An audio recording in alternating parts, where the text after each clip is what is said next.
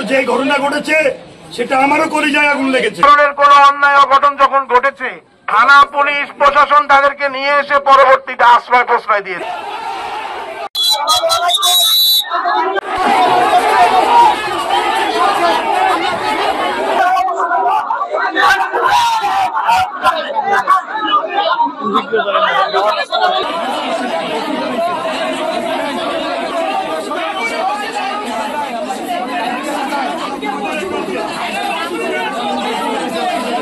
OC হিসাবে আইন শৃঙ্খলা দায়িত্ব আমার, কিন্তু যে ঘটনা ঘটেছে সেটা আমারও কলিজায় আগুন লেগেছে।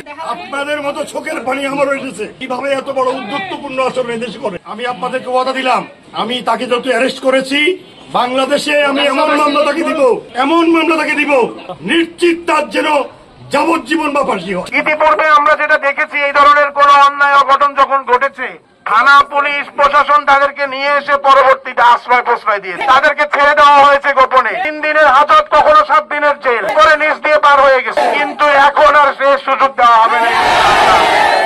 আমরা এটার শাস্তি নিশ্চিত করেই মাঠ থেকে ফিরবো ইনশাআল্লাহ। কিন্তু এটা আইনি যে প্রক্রিয়া আছে, স্যার যেটা বলেছেন, আমরা অচিরেই দেখতে চাই যে স্যারের কাজ করবেন। আপনার আমার নবীকে নিয়ে কটূক্তি এর আগে অনেকেই করেছে, আমরা দেখেছি।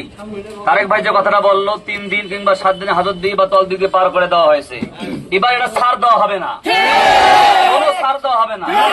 আমরা এতক্ষণ ওসি স্যারের বক্তব্য শুনলাম, তিনি বলছেন সর্বোচ্চ ফাঁসি। তার এই মুখের কথা আমরা বাস্তবায়ন হয়ে দেখতে চাই। ঠিকই বলেন, আমরা বাস্তবায়ন দেখতে চাই।